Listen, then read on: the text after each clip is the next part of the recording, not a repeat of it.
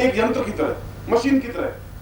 वैसा ही सुबह उनका, जैसा आज सुबह हुई वैसे ही 2 साल पहले भी वैसे ही सुबह हुई थी तुम्हारी, 6 महीने पहले भी वैसी ही सुबह थी। वही उठना है, वही स्नान करना है, वही कपड़ा पहनना है, वही ऑफिस जाना है, वापस घर आना है, बीवी को थोड़ा डांट लेना है, थोड़ा 2-4 डांटे सुन लेना है, सो जाना है, बस। 2 साल पहले भी ऐसा ही हो रहा था, 6 महीने पहले भी ऐसा ही हो रहा था, आज भी वैसा ही हो जाएगा और 2 साल बाद भी ऐसा ही होगा। फिर तुम्हें कोई हलचल है ही नहीं, कोई नई बात ही नहीं है, फिर कोई चैलेंज ही नहीं है, कोई चेतना ही नहीं है, तो कौन देगा इस चेतना को, कौन समझेगा इस चीज को, किस में ऐसा भाव आएगा, कौन किसको कहेगा। इस आपाधापी के युग में तो कहीं कोई सुनने की बात ही नहीं है। और अगर भौतिकवादी युग है, ऐसा भौतिकवादी युग तो त्रेता युग में भी ऐसा ही था। वहां भी दशरथ थे जो रो रहे थे, झूम रहे थे, वहां भी कैकेयी जैसी पत्नी थी जो लड़ाई झगड़े करती रहती थी और पत्नी के मुंह में बेटे को रात निकाल देते थे, वहां भी वैसा ही षड्यंत्र चल रहे थे। कोई त्रेता युग राम राज्य कोई बहुत महान राम राज्य नहीं था, वो भी ऐसा ही था जैसा हमारा युग है। मगर उस समय वशिष्ठ थे, उसमें विश्वामित्र थे, कुछ समझने की क्रिया थी, उनके शिष्य थे, वे इस चैलेंज को उठाने के लिए तत्पर थे। युग तो वैसा ही है जैसा त्रेता युग था, जैसा द्वापर युग था। ऐसा छल और कपट, झूठ, असत्य और व्यभिचार जो आज के युग में है, वैसे द्वापर युग में था, वैसे त्रेता युग में था, वैसे राम राज्य के समय में था, वैसे कृष्ण के समय में था, वैसे बुद्ध के समय में था। युग कुछ अपने आप में बदलता नहीं है, समाज वैसा का वैसा ही रहता है। आदमी कितना बदल जाता है इस पर डिपेंड है, आप कितना अपने आप को समझते हैं। और ये समझने की क्रिया दीक्षा कहलाती है। दीक्षा का तात्पर्य हम अपने आप को समझ सकें। दीक्षा का तात्पर्य है कि हम गुरु के चरणों से अपने आप को मिला सकें, एक हो सकें, अपने आप में एकाग्र हो सकें। मेरे पास पानी का गिलास है और इस गिलास का पानी बिल्कुल अलग है और इस गिलास में पानी की कोई वैल्यू नहीं। अगर मैं इस मिट्टी में डाल दूंगा तो खत्म हो जाएगा गिलास का पानी। इस गिलास के पानी को कोई प्रणाम करता ही नहीं है, कोई याद भी नहीं रखेगा। मगर इस गिलास के पानी को समुद्र में मिला देता हूं तो ये गिलास का पानी भी अपने आप में समुद्र देवता कहलाएगा।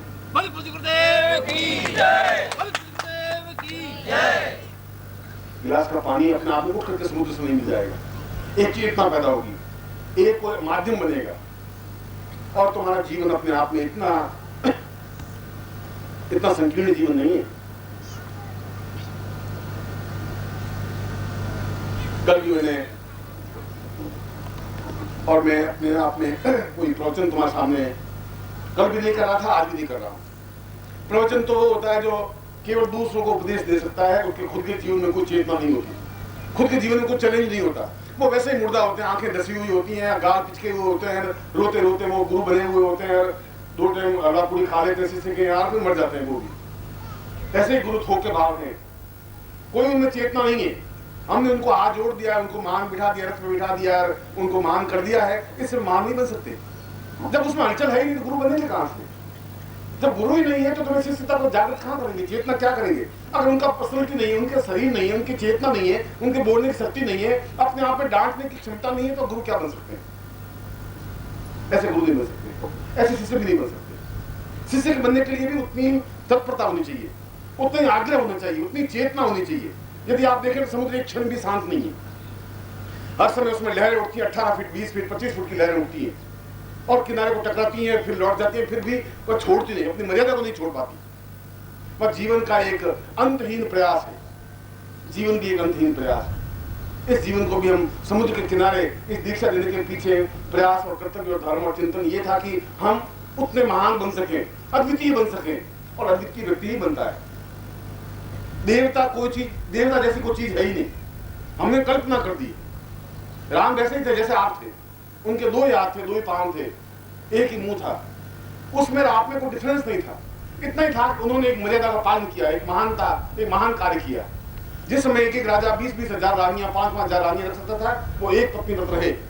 एक चैलेंज रहा, एक नई एक परंपरा डाली, इसलिए हमने उसको राम कहा, इसलिए हमने उसको कृष्ण कहा, इसलिए बुद्ध कहा, इसलिए महावीर कहा, इसलिए उनको जरशस्त्र कहा। इसलिए कहा कि उन्होंने एक नई चेतना, एक नई चिंगारी, एक समाज के बीच में एक नया रास्ता बनाया। कोई आकाश से देवता नहीं टपकते, देवता तो मनुष्य में से ही बनते हैं। आप में से कोई भी देवता बन सकता है, आने वाली पीढ़ियां आपको याद कर सकती है, बन सकती हैं, यदि आप खुद जागृत हो, यदि आप चैतन्य हो, यदि इस मुर्दा शरीर में कुछ प्राण फूंक सके, यदि उसमें एक चेतना, एक आग, एक चिंगारी बनी रह सके, यदि आप बिल्कुल निश्चित भाव से आगे बढ़ सके, यदि आपका व्यक्तित्व समुद्र की तरह विराट बन सके, और अगर विराटता तुम्हारे अंदर समा सकती है तो विराट को कृष्ण दिखा सकता है, फिर तुम भी दिखा सकते हो। तुम्हारे उसमें अंतर कुछ नहीं है, हमने अंतर समझ लिया है क्योंकि हमारी बुद्धि बहुत नगण्य है, क्षीण है। हमारे आंख में ताकत है ही नहीं आदमी को पहचानने की, नहीं पहचानने की ताकत है, इसलिए धोखा खा जाते। हम किसी उधार देते वो पैसा खा जाता है, इसलिए हमने उसको पहचाना ही नहीं। तुम्हारी आंखें स्थूल दृष्टि है और स्थूल दृष्टि बहुत ज्यादा नहीं देख पाती। इस टीले के पार क्या तुम नहीं देख पा रहे। 25 फीट तक तुम्हारी नजर जा रही, इस 25 से 28 फीट पर क्या हो रहा है तुम्हें तो पता ही नहीं। इस नजर के माध्यम से, इस दृष्टि के माध्यम से उस विराट ब्रह्मांड को तुम कैसे देख पाओगे? उस देवता को देख कैसे पाओगे? देवता अपने आप में अद्वितीय जाजल्यमान है, उन देवताओं को तुम कैसे देख पाओगे? उनके लिए तुम्हें उतने आपके ज्ञान होना चाहिए, उतनी प्राण चेतना होनी चाहिए, अंदर के पूरे प्राण जागृत होने चाहिए, चेतना जागृत होनी चाहिए, अंदर पूरा ब्रह्मांड बनने की क्रिया होनी चाहिए। और अगर अंदर पूरा ब्रह्मांड बनता है तुम्हारे पैर नहीं बन सकता। तो अंदर का पूरा ब्रह्मांड बनने की क्रिया तुम्हें ज्ञात नहीं है कि कहां से ब्रह्मांड जागृत होगा। उस ब्रह्मांड बनने की क्रिया को कुंडलिनी जागरण साधना कहते हैं, कि हम अंदर की सारी वृत्तियों को, कुंडलिनी को जागृत करें, सहस्रार को जागृत करें, उस अपने आप को, उस तत्व को पूरे ब्रह्मांड में मिला दें। एक बूंद अपने आप में समुद्र में विसर्जित हो जाए, समुद्र बन जाए। एक छोटी सी बूंद जिसका कोई अस्तित्व नहीं है, जमीन में पड़े समाप्त हो जाती है, वो समुद्र बनकर के देवता बन जाती है। अगर एक बूंद देवता बन सकती है तो फिर एक मामूली मनुष्य भी देवता बन सकता है। मगर इसके लिए एक समर्थ सक्षम व्यक्तित्व की जरूरत है, जो तुम्हारी उंगली पकड़ सके। और दोनों रास्ते हैं, यदि वो व्यक्तित्व है तुम्हारी उंगली पकड़ सके, और वो व्यक्तित्व हो तुम अपनी उंगली पकड़ा सको।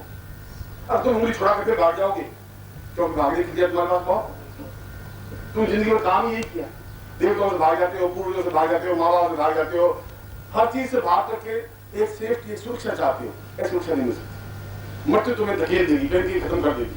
आधे 2 साल बाद, 10 साल बाद, 20 साल बाद बुढ़ापा तुम पर आक्रमण करेगा ही।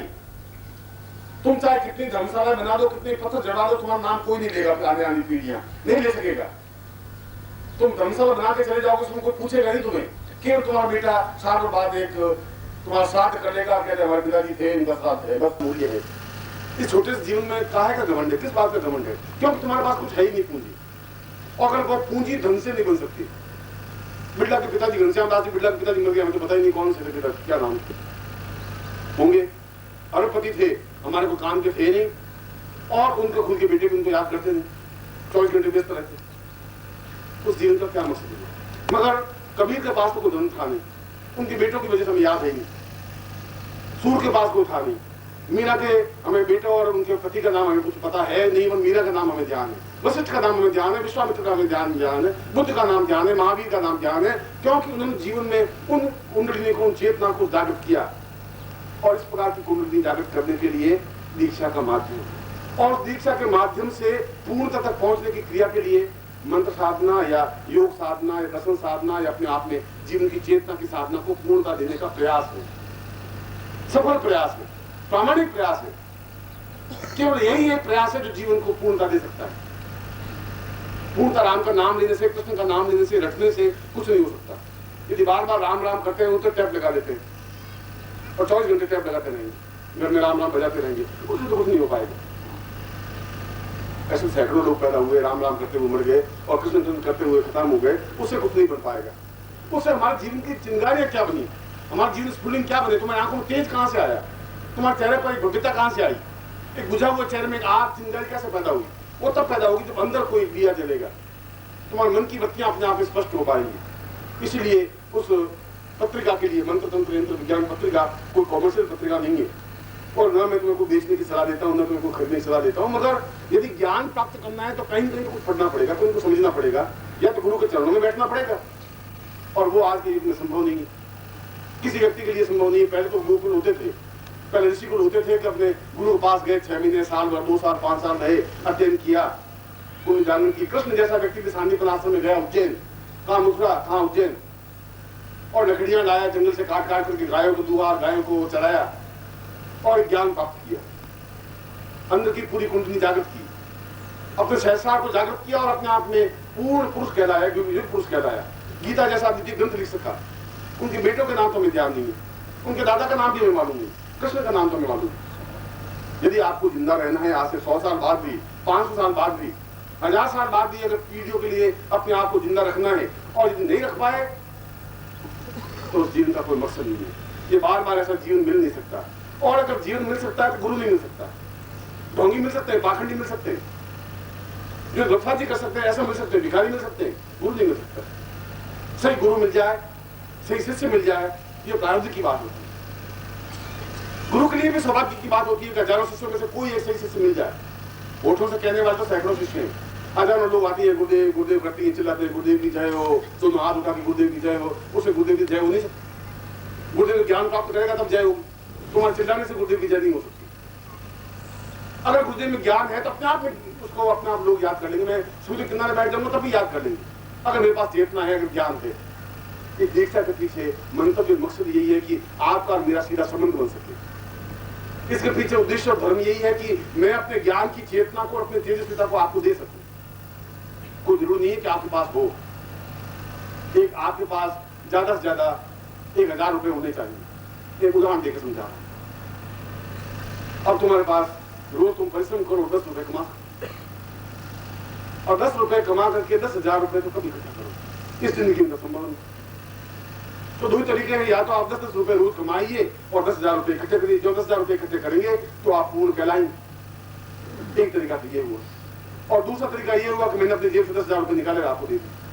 तुम्हारे पास 10,000 रुपए होने चाहिए, वो हो गए, क्योंकि मेरे पास 1 लाख रुपए में 10,000 दे सकता हूँ, लेकिन कोई फर्क पड़ेगा नहीं। और यदि गुरु के पास बहुत तेजस्विता का अंश है और उसमें कुछ अंश आपको दे देता है, तब भी आप समर्थ बन सकते हैं। दीक्षा का तात्पर्य अपने गुरु की तेजस्विता को पूर्णता के साथ ग्रहण करने की क्रिया, ये दीक्षा है। और यहाँ इसलिए ही हम इकट्ठे हुए। तुम ग्रुप में जो चल रहे हो, इसके पीछे मकसद यही है। मुझे मालूम तुम्हारा पसीना आ रहा है, तुम तकलीफ आ रहे हो, तुम मैं सोच रहे हो सारे गुरु जी अब बस प्रवचन खत्म करें और उठे तो काम जोड़े। कहाँ प्रवीण जोशी दिखा दिया, बहुत परेशान।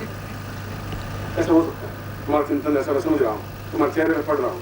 ज्ञान को तुम अपने जीवन का आधा घंटा, 15 मिनट, 5 मिनट दें। ओम परम तत्वाय नारायणाय गुरुभ्यो नमः।